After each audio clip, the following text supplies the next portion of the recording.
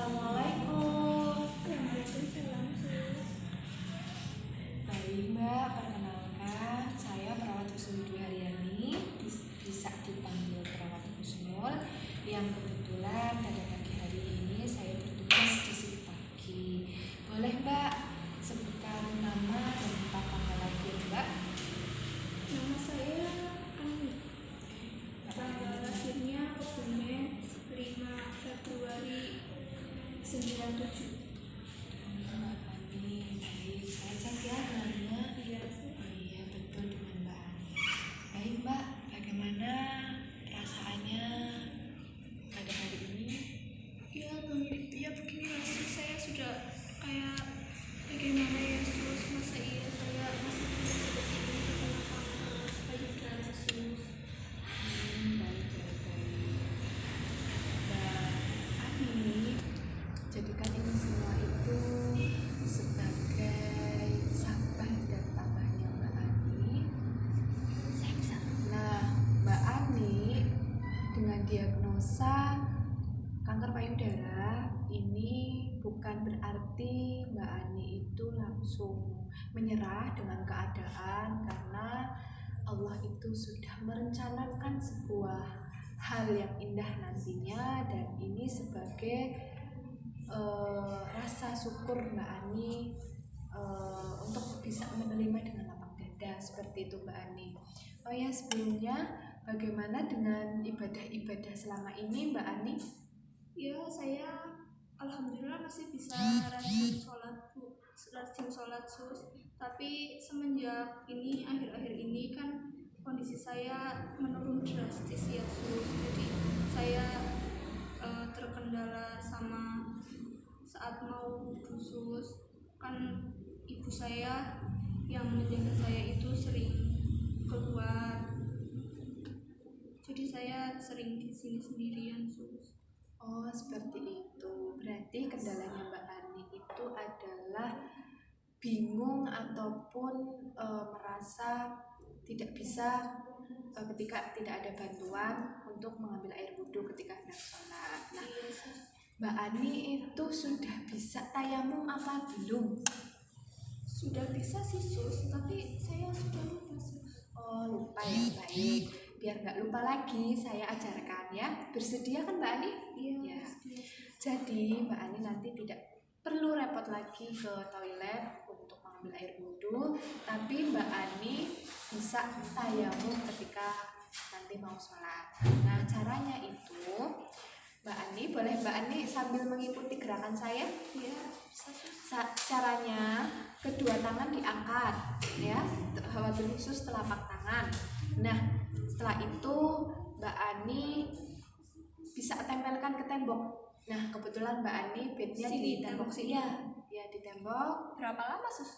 Ya, sebentar aja nggak apa-apa, nempel ya. Setelah itu balikan lagi.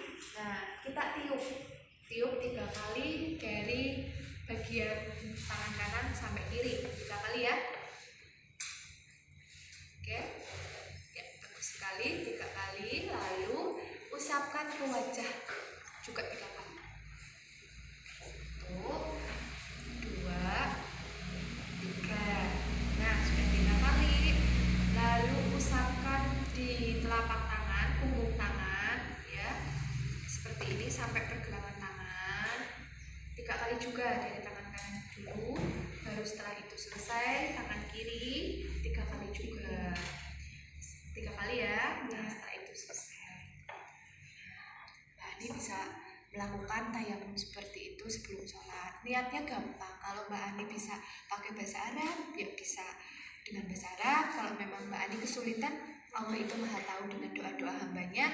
Mbak Ani cukup dengan saya niat tayamum untuk mensucikan diri sebelum saya sholat karena Allah adalah ta'ala. Seperti itu ya Mbak Ani. Iya sus. Mbak Ani bisa latihan sendiri atau bisa sekarang bisa melakukannya? Bisa sus. Ya. Pertama kan tempelin ke tembok, terus diangkat, ditiup 3 kali ke yang kanan, terus usap muka 3 kali. terus bergerak tangan 3 kali.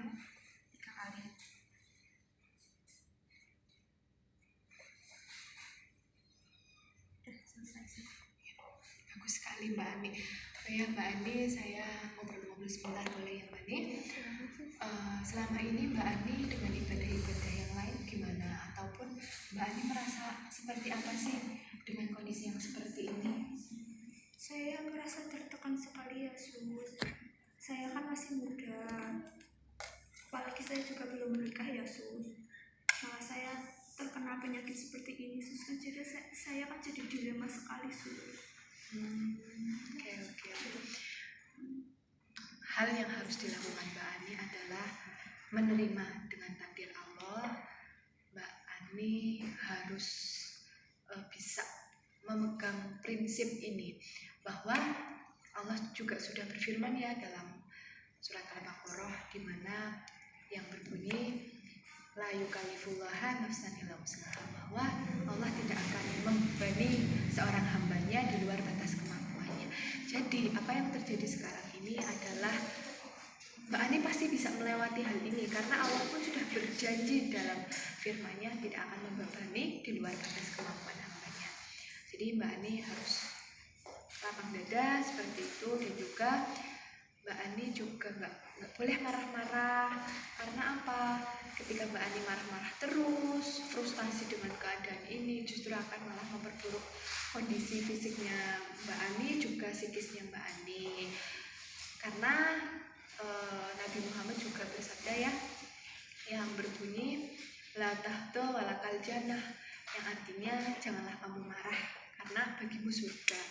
Jadi ketika Mbak Ani tidak marah-marah, Mbak Ani tetap tenang, insya Allah surga bisa menjadi tujuan kita.